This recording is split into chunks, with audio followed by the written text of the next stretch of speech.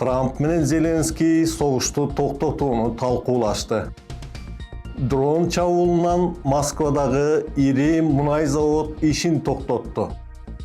Полиция 1 жаштагы нариштени атып алды. Асет Куралбайга 8 миңден ашык доллар топтолду. Польшада Путин менен Кадыровду катуу сындап келген сүрөтчү өлтүрүлдү. Кабо-Верденин дарбазасы дүйнөлүк жылдызга айланды.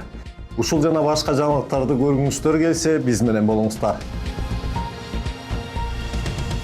Саламатсыздар, бүгүн 16 июнь АКШда жана дүйнөдө эмне болуп жаткандыгын айтып берем. Ошондуктан жакыныраак отуруп, видеону аягына чейин көрүңүз. АКШ президенти Дональд Трамп менен Украинанын президенти Владимир Зеленский Францияда өтүп жаткан G7 саммитинин алкагында жолугушту. Трамптын айтымында алардын сүйлөшүүсү жакшы маанайда өткөн.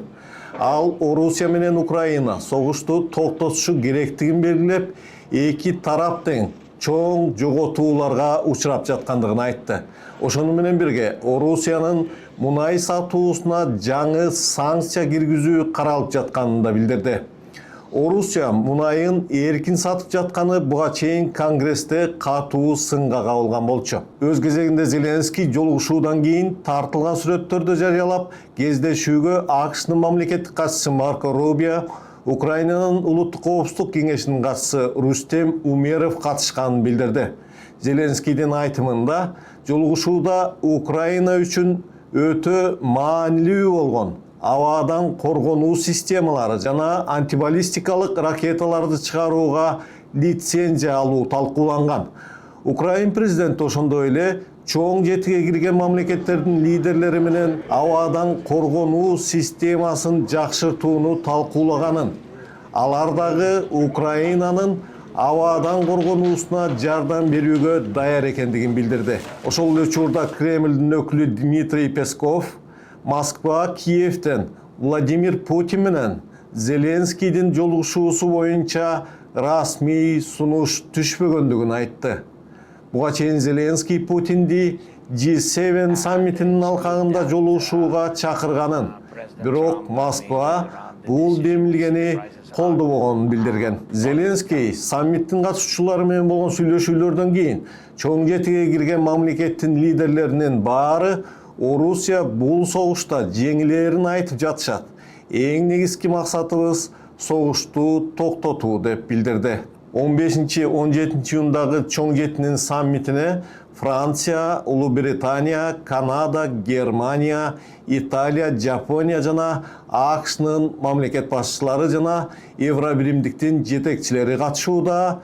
Европа лидерлери Трампты Украинадагы согушту токтотуу боюнча Трамптын мурдагы сунушу Москвага пайдалуу болгондугун айтып, андан баш тартууну караштырууда. Ал арада Москваны жана анын айланасындагы шаар облустарды мунай менен камсыздаган ири мунай иштетүү заводу Украинанын дрондорунан катуу жапа чекти. Маалыматты Зеленский да ырастады. Ал Телеграмга бул жолу Украинанын алыстан соккуруучу мүмкүнчүлүгүн Москва облусу да сезди. 500 чакырым алыста жайгашкан мунай иштетүүчү завод бутага алынды деп жазды. Ал чабуулдун видеосунда кошо тиркеди. Украина лидеринин сөзүнө караганда, бул чабуул Орусиянын соккуларына жооп жана согуштун узартылышына каршы аракет болуп саналат.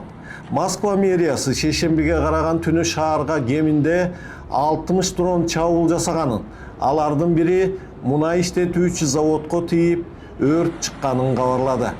Кийин маалым болгондой, чабуулдан заводдун маанилүү жабдуусу керектен чыгып, ишкана жумушун убактылуу токтотууга аргасыз болду. Жалпысынан Украина Орусиянын 16 аймагына акыркы түндө 172 учкучсуз аппарат колдонгон. Ошол эле түнү Орусия Украинага 132 дрон жана 2 ракета чабуулун жасады. Зеленский G7 жыйынында Трамп менен жолуккандан кийин Украина жыл аягына чейин өндүрүштү 2 эсе көбөйтүп 10 миллион дрон чыгарууга кудуреттүү экенин айтты. Putin soğuştu toktotkusu gelbey жатат. Biz ağa basım жасоону улантышыбыз керек dedi al.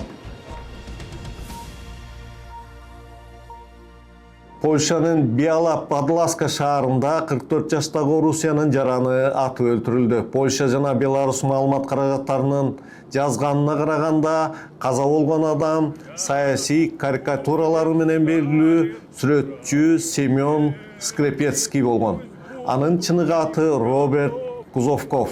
Скрипецкий буга чейин Орусиянын президенти Владимир Путинди жана чечен лидери Рамзан Кадыровду курд саясий карикатуралары менен сынга алып келген.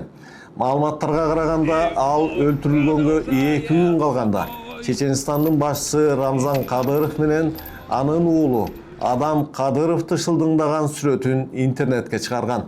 Сүрөтчү мындан бир аз күн мурда эле ага коркутуулар болуп жатканын айтып, анын жеке маалыматтары жана жашаган дареги тууралуу маалыматтар интернетке тарап кеткендигин билдирген болчу. Ага ок Белоруссиянын Польшадагы консулдугунун жанында атылган. Кылмышка 2 адам шектелип, алардын бири дипломатиялык өкүлчүлүктүн жанынан кармалганы кабарланды. Учурда Польшанын укук коргоо органдары кылмыштын бардык жагдайларын иликтеп жатат. АКШда табылган адам денеси Казакстандын 7-июндан бери изделип жаткан жараны Асет Куралбайдыкы болуп чыкты. Маркумдун сөөгүн Казакстанга жиберүүгө акча чогултуу жарыяланып, 1 суткага жетпеген убакыт аралыгында талап кылынган $8.000 чогулду. Акча Асеттин бир тууганы Алинанын жеке эсебине топтолду. 2001-жылы туулган Асет Куралбай 7-июндан бери изделип жаткан, анын жашаган үйүнөн документтери, банк карталары жана каты калган. Асеттин бир тууганы Алина Куралбайдын айтымында ал акыркы жолу 2-июнда байланышка чыккан. Асет АКШга мындан 4 жыл мурда Walk and Travel программасы менен келип, Amazon'da иштечи, анын өлүмүнүн жагдайларын азыр полиция иликтеп жатат. Кошумча маалыматтар болсо биз кабарлап турабыз. Дагы бир кайгылуу окуя. АКШнын Миссисипи штатында полиция операция учурунда 1 жаштагы наристени атып алды. Маалыматка караганда Сенатобия шаарындагы полиция кызматкерлери Walmart дүкөнүндө уурлук болуп жатат деген кабардан кийин окуя болгон жерге жетип келишкен. Ал жерден өтүп бараткан автоунаада 1 жаштагы Коэн Уайли жана анын апасы жана дагы бир аял болгон. Полициянын версиясы боюнча автоунааны токтотууга аракет жасалганда айдоочу машинаны полиция кызматкерлерин көздөй айдаган. Укук коргоо органдарынын айтымында унаа кызматкерлердин бирин сүзүп кете жастаган. Ошондон кийин полиция ок чыгарууга аргасыз болгон. Ок атылганына карабастан унаа токтобой кеткен. Ичиндеги аялдар наристени сактап калуу максатында оорукананы көздөй айдашкан. Бирок дарыгерлер 1 жаштагы Коэндин өмүрүн сактап кала алган жок. Ал эми апасынын курбусу оор жаракат алган, баланын энеси жабыркаган эмес. Учурда Миссисипи штатынын тергөө бюросу окуяны ар тараптан иликтеп жатат. Полиция кызматкеринин аракетине укуктук баа берилгени турат. Эми футболго келели. Испания менен оюнда Ямал баштаган дүйнөлүк жылдыздардын топторун өткөрбөй койгон Кабо Верде курамасынын 40 жаштагы дарбазасы Жозимар Диас дүйнөлүк жылдызга айланды. Ал Инстаграмда Возиния деген ат менен белгилүү. Испания менен оюнга чейин анын Инстаграмда болгону 50.000 гана катталуучусу бар экен. Азыркы тапта ага катталгандардын саны 8 миллиондон ашты. Жозимар Испания менен оюнда бери дегенде 8 голду киргизбей, эсептин 0-0 менен аякташына чоң салымын кошкон. Бул чемпионатка чейин дүйнөгө анча белгисиз болуп келген Кабо Верде мамлекети Африканын батыш жээгинен 600 чакырым алыста Атлантика океанындагы аралдардан турат. Анын калкынын саны болгону 530.000 адам. Борбор шаары Прая Кабо Верде 75-жылы эгемендик алган. Ага чейин Португалиянын колониясы болгон, андыктан мамлекеттик тил португал тили. Эксперттер Жозимар Диастын мындай шамдагай, ийкем жана күчтүү кыймыл аракети анын ушунча жылдан берки эмгеги, таалбас мээнетинин кайтарымы экендигин айтышууда.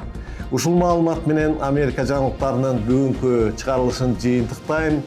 Бизден алыстабай, каналга катталып, лайк басып, комментарий жазып туруңуздар. Амандыкта көрүшөлү.